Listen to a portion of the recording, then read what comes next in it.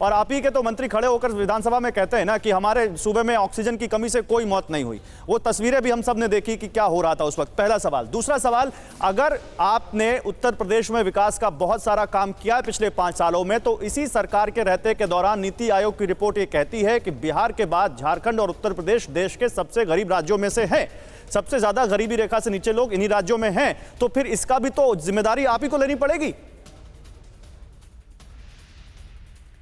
गौरव जी, कौन कह रहा है? ये 70 साल में इन्होंने जिस प्रकार से प्रदेश की नीति आयोग कह रहा है, उसको वहां से निकाल कर आज 6 नंबर से 2nd स्टैंड पे ला। हाँ, मैं कह रहा हूं ना, मैं तो मान रहा हूं, मैं मान रहा हूं कि 6ठे स्थान से 2nd स्थान पर उसको लाने का हमने काम किया। आज 80,000 करोड़ से ज्यादा निवेश करने का काम किया। आज उत्तर प्रदेश में 2.5 करोड़ से ज्यादा टॉयलेट दिए, 1.5 करोड़ से ज्यादा उज्ज्वला योजना की गैस से हमने उज्ज्वला गैस सिलेंडर दिए। हमने आज जो है उत्तर प्रदेश में 15 करोड़ लोगों को राशन दिया होली तक। हमने तो ये बातें चुनाव में आएंगे धर्मवीर भारती। उत्तर प्रदेश में धर्मवीर चौधरी जी, ये बातें डिबेट के साथ साथ क्या पब्लिक डिस्कोर्स में भी आएंगी? क्या इन मुद्दों पर वोट पड़ेगा या हिंदुत्ववादी ही ये छा रहा है उत्तर प्रदेश के इलेक्शन नैरेटिव पर? गौरव जी, प्रधानमंत्री जी आज बोल रहे थे, इनकी दोगली बातें पूरा देश देख रहा है। बेटी बचाओ बेटी पढ़ाओ को इन्होंने बनाया था अपना आधार।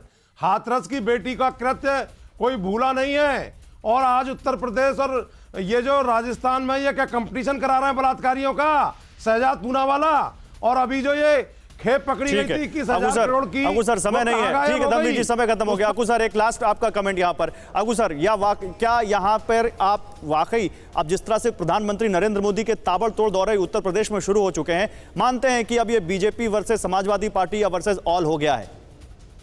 देखिए, ये तो बहुत पहले से था, माना जा रहा था, और अखिलेश यादव की लोकप्रियता अपनी चरम पर है। इससे ज्यादा कुछ नहीं हो सकता, जबकि भारतीय जनता पार्टी के पास में संभावनाएं हैं और अब वो संभावनाओं का दौर शुरू हो गया।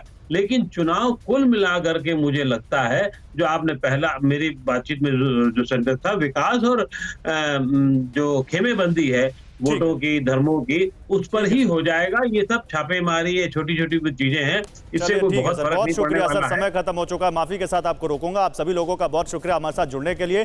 तो सियासत का सुपर शनिवार कैसा था, इस डिबेट में भी उसकी थोड़ी बहुत झलक आपको देखने को मिली। और जैसे जैसे चुनाव नजदीक आ रहा है, ये गर्मी जो गिरते हुए पारे में बढ़ रही है, बड़ी दिलचस्प होती जा रही है।